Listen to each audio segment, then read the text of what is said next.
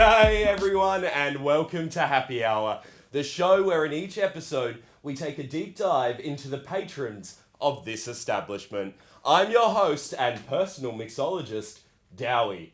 On this week's episode, we'll be chatting with Professor Lorreta Baldassar on the importance of migration in a modern society. In addition, what we in this socially distanced world can learn from migrant families and how they communicate over long distances. We'll also be chatting with the writer-publisher Terri-ann White on the importance of print literature in our society and how the diversification of media can be beneficial. And finally, both our guests will discuss how migration and artistic diversity go hand in hand. But now, let's see what our other patrons have to say about anthropology in our segment, Rumours from the Bar. Enjoy.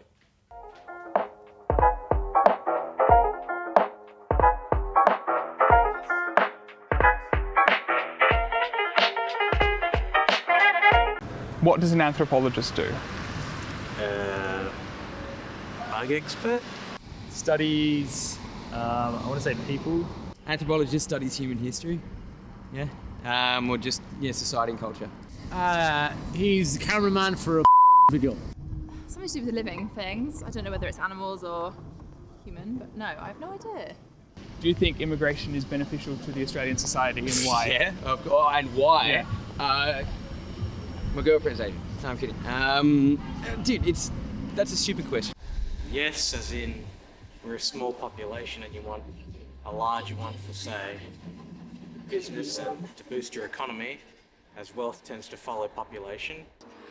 Having immigrants and different cultures is really important, and I think that's what adds to diversity and the richness of people living together.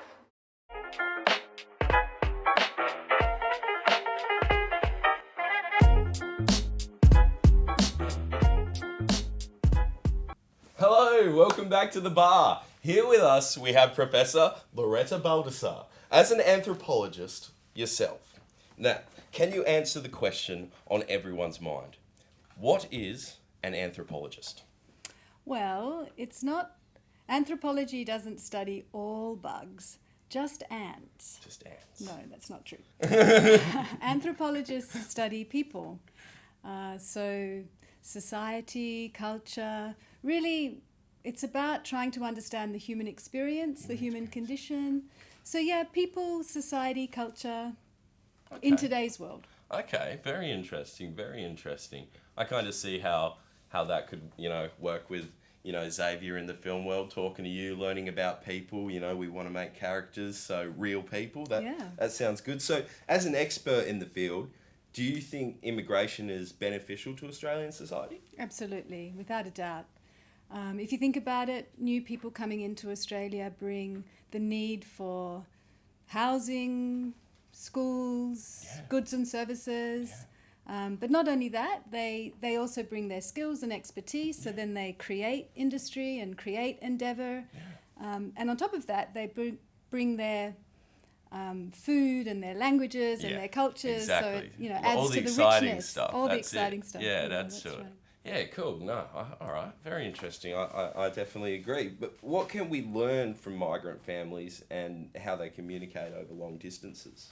Well, that's something that I've been studying for some time now.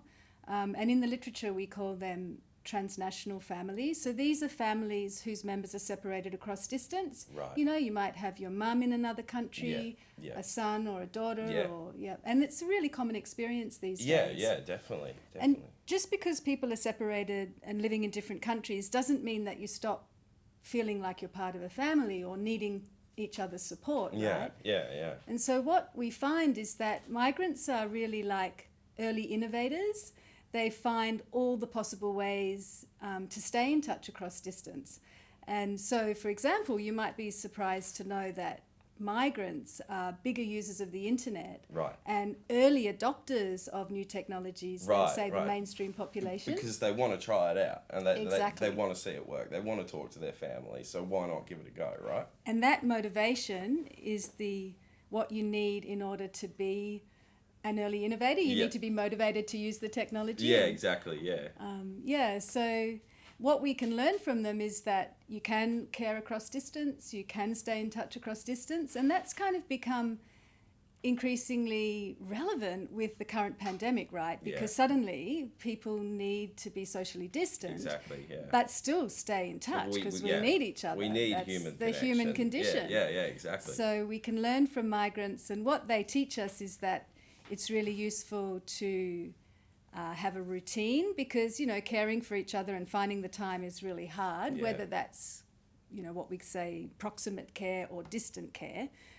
So they tend to do things like have a FaceTime call once a week, maybe on a Sunday, lock it in. I need to do that with my mum. Like, we're obviously not that distance, but I still need to keep up with her totally. That's exactly right. And the other thing is, when you're dealing with small children, they're not so great on the telephone and can't text. So it's really good then to have the video call, because you can just sort of hang out. And hang. And I mean, I know people do that with their pets as well. Yeah. I definitely like seeing my dog on the screen. So I can imagine, for people, like, of course you're going to welcome it, and of course you're going to give it a go. Like, if it gives you the chance to see your family, and that's the best option you've got, why not? Exactly. Why not? Exactly. Yeah, no, that's cool. So do you think that it is the younger generation's responsibility to instigate virtual meetings as they're the ones to operate the technology?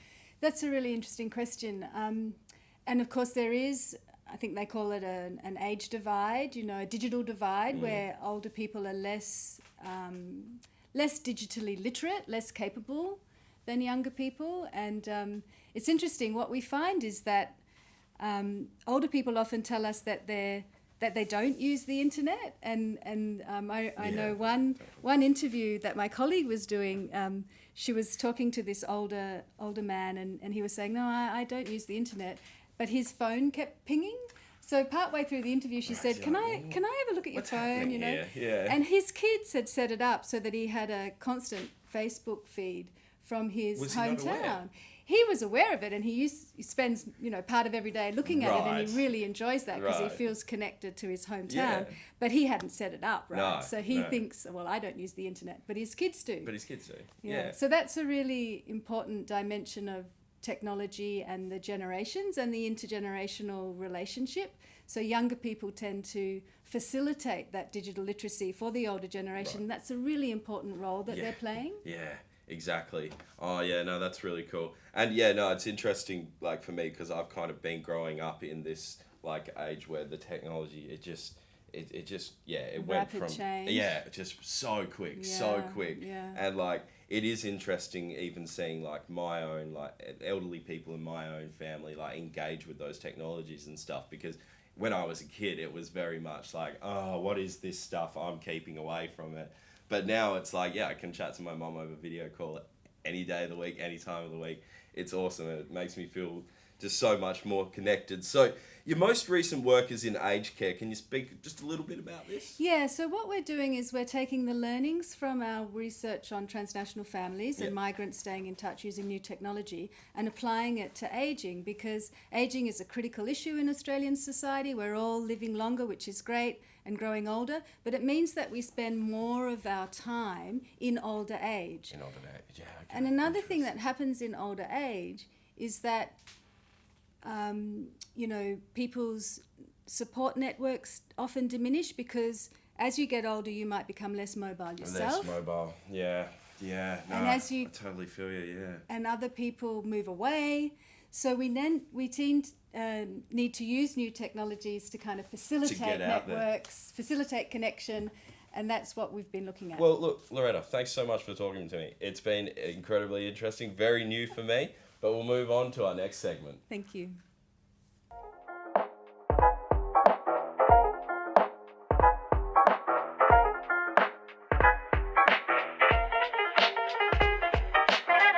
Do you think printed books are obsolete, and why? I think there'll always be a place for paperbacks, but I don't see anything wrong with saving space and resources by having electronic textbooks. I guess digital media is obviously the preferred choice for most people, but I think physical media is just as important. Do you think poetry is important, Absolutely. and why? Because as an Irishman, poetry and songs have been from the 1600s till this day, has kept our culture going, and so strong. And poetry, music from every single people in the country, in the world, that's what brings your heritage through. I think it is important. I think it's a nice way to communicate different things. It doesn't necessarily have to just be through stories and sort of traditional books, but way people think about things. But yeah, poetry it's a nice thing for people to enjoy, especially in modern society.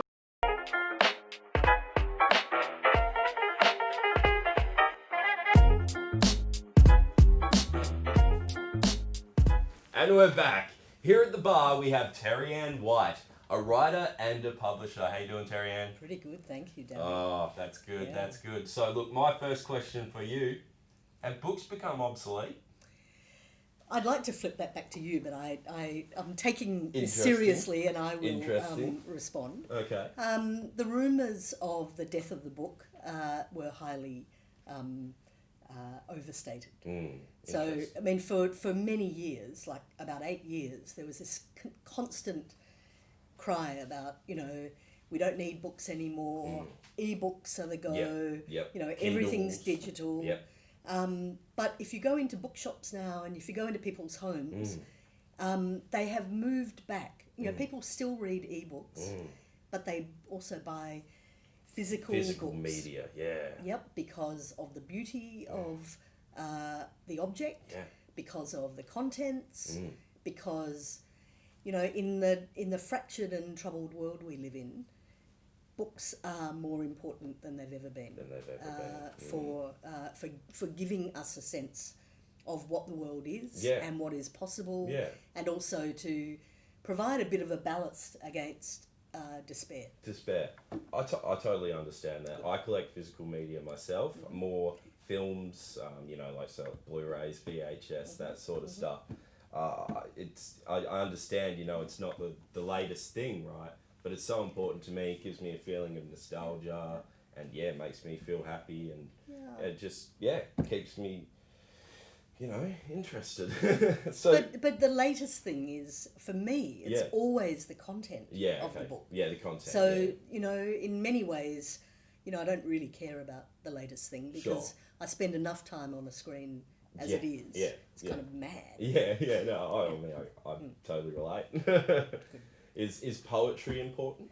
I think poetry is as important as finding out information. Yeah. Because it gives us a sense, kind of related to what Lorreta was talking about anthropology. Yeah. That it's about working out how we're human. Right. Because dogs and otters don't write or read poetry, and we do, and we learn a great deal, or we attempted to find out more by reading abstract language. Right. Because we read a lot of just straight standard information, and poetry is never information. And poetry is never information. I feel you. So what is the role that written media has in educating people? Everything. Everything. Completely and utterly everything. I mean, when I was a young woman, there was a slogan, eat, consume, die. Right. It's kind of important that in a consumerist kind of focused society, that we're doing things that expand our minds, expand our hearts, and expand our skin. In pleasure and joy. Yeah. We need more pleasure and joy. Oh, I totally agree. I mean, that's why I'm here doing this. It gives Excellent. me pleasure and joy. Okay. So what are you serving for drinks? So what am I serving for drinks? That's fine. I have. Thank you. There you go. There's Very a nice, good. lovely Thank water for you there. You just keep it straight, keep it healthy. So, well, given that works can be written by anyone, what can written media do to raise awareness of alternative perspectives? Well, I mean, one of our problems is that written media, if I'm taking you, at your word, as all media, Yes. is narrowing down all the time. So newspapers are owned by fewer people, and they become propaganda vehicles. It's a little bit the same with books, and just that sense of which voices we're hearing. Yeah. So diversification is extraordinarily important. Yeah. To be able to understand how we live in a village, a society, a nation, a world. Yeah. Yeah. To be able to get as many voices as possible. Yeah. Is again part of this life journey that we're on. Yeah, part of the journey. Yeah. That's it. So I'm a bit concerned about how everything becomes kind of standardized. Right. In, as you called it, written media. Yeah. That's newspapers, books, and also social media. Yeah. Which seems to be narrowing down to people fighting each other on two sides. Yeah, that seems to be the fun of it, or for some reason, I don't know. Not much really. Fun. Yeah, no, it doesn't sound much fun to me. Yeah. So do you think written media has the ability to change the world? Of course. Yeah? I mean, it's changed the world to where we are now. So how can it go further? If we have a more diverse set of outlets, Okay, yeah, I we see then kind of balance it out. that. And Yeah, we're not limiting ourselves. No. And it stops being as propaganda-ish. Yeah. As you know, yeah. just. I mean, I won't name Rupert Murdoch, but I just did. He owns so much of the world's media. Yeah. Books, newspapers, television, the lot. Films, the lot. I don't want to be in his brain. Yeah. Thank you. No, you want to be in your own brain. I most certainly do. Yeah, no, I couldn't agree more. I definitely feel that. Yeah, I definitely, I appreciate what you're saying, Terri-ann. So, I mean, for me, my question is, like, my personal question, because I'm a film guy, I love making movies, I'm very visual. Yeah. Do you, would you consider, taking your works onto film, or do you, have respect for, Well, I'm a film nut. Yeah. But I haven't made a film since I was studying. Oh, really? Last century. Yeah. But yeah, I watch many films. Yeah? And every week. Oh, well, that's... And have done all my life. That makes me very happy to hear. And well, there you go. If you're looking for people to make your film, this is the place to be, if that's something you're ever interested in. Great. So thanks so much for chatting with us, Terri-ann. It's been really informative. I've had a really good time. So what we'll do before we go to the break, I'll just let you know that coming up next, we'll be welcoming Lorreta back on, and we'll have a bit of a combo chat. Just with the three of us, and just sort of talk about everything, combine it all together, and sort of wrap it up. But for next, what we're going on to next is, so I will be welcoming the next segment, which you shall enjoy.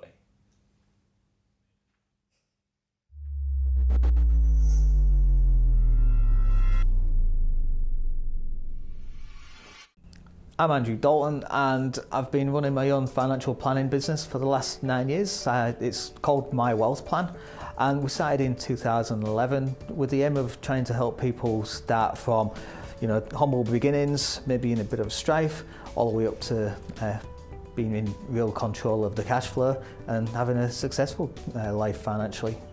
In terms of the way I approach things, the biggest thing for me in any kind of client transaction and client relationship is to make sure that you're 100% transparent and honest. We really try and make sure that we tell people how it is. There's an awful lot of pussyfooting around about whether somebody's in a good or a bad situation and a fear of offending those people.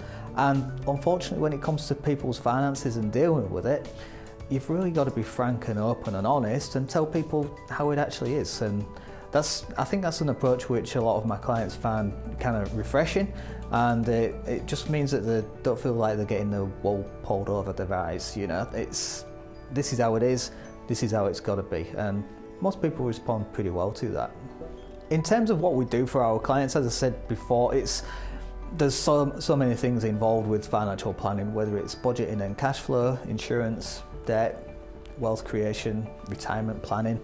and a whole bunch of tax in between. And what we do is we tie all those things together and we put our clients in a position where they're ultimately better off than they would have been before they see me. What's been really awesome over the last 9 years of me running the company is that it's not just about running the company and achieving financial success for myself, it's about driving people to achieve financial success for themselves.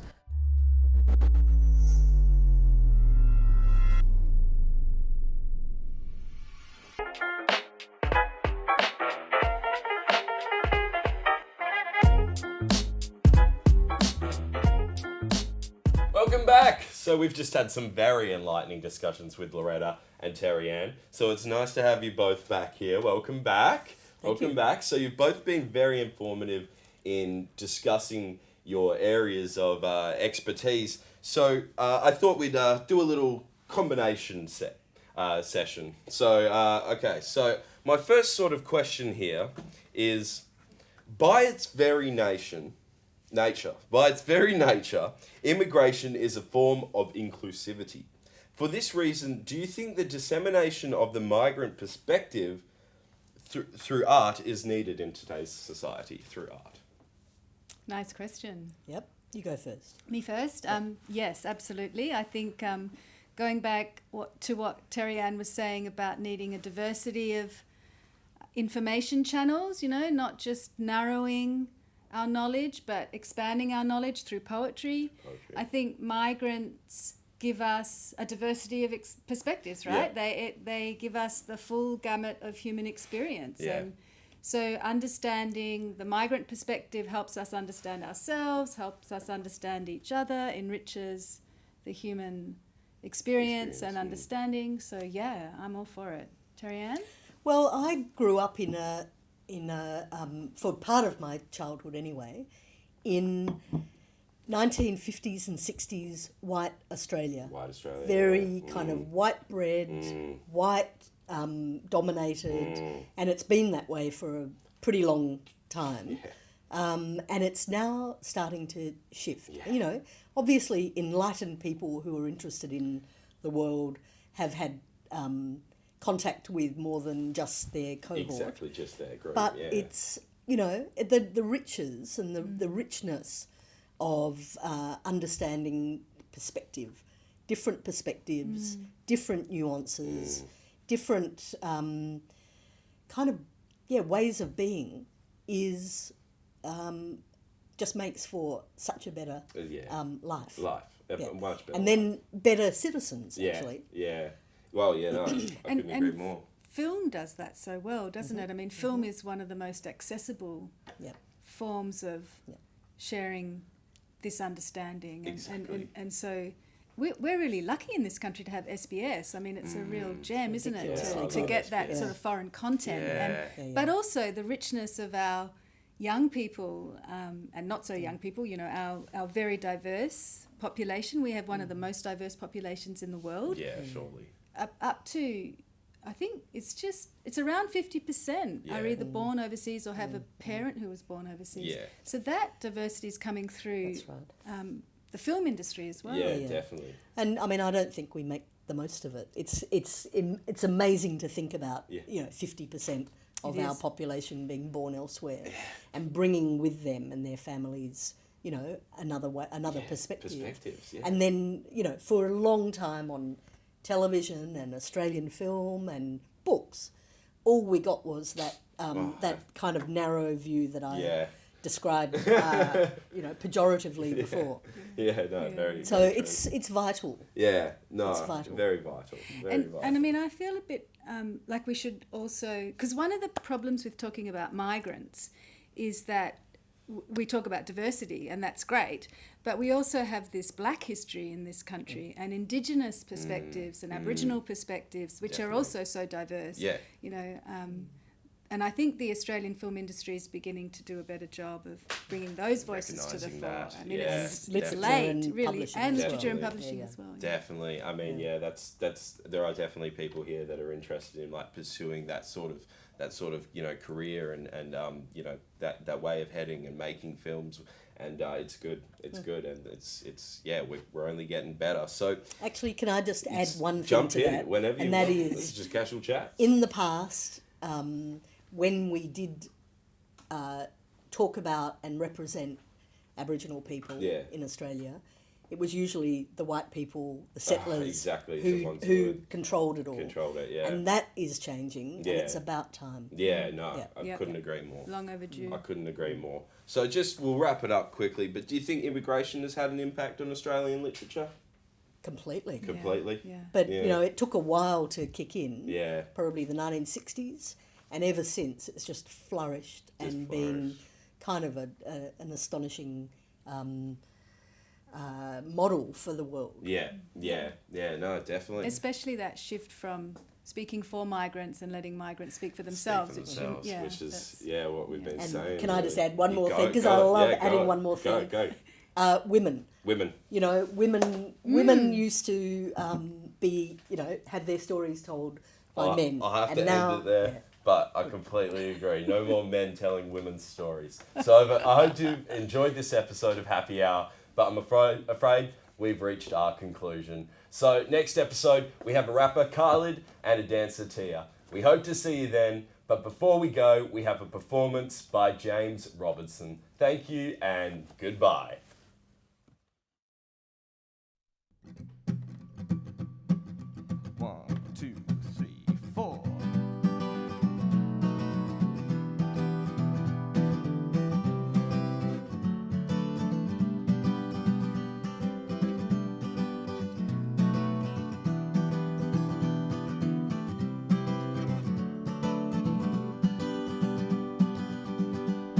The first day of my life, swear I was born right in the doorway.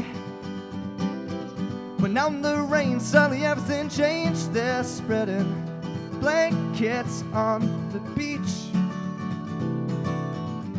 Yours the first face that I saw. Think I was blind before I met you. Know where I am, I don't know where I've been, but I know where I want to go. So I thought I'd let you know. Yeah, these things take forever, I especially am slow. But I realized that I need you, and I was wondering if I could come home.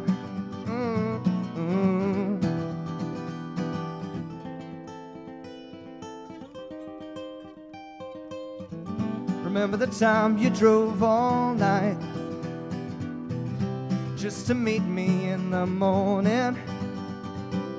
And I thought it was strange, it felt like everything changed. You said you just woke up, and you said this is the first day of my life. I'm glad I didn't die before I met you. Now I don't care, I could go anywhere with you, and I'll probably be happy. So if you wanna be with me, with these things there's no telling, we'll just have to wait and see. But I'd rather be working for a paycheck than waiting to win the lottery.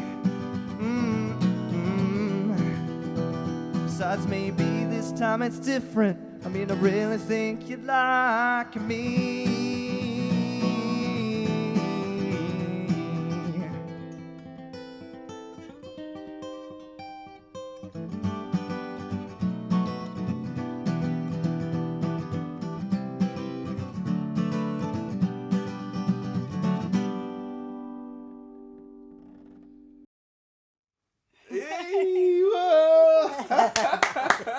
Yay! Thank Thanks you. so much. Thank you. Thank you. Goodbye.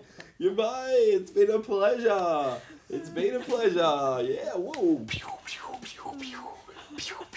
Way. Oh. Hey. Merry Christmas. Merry Christmas. Right.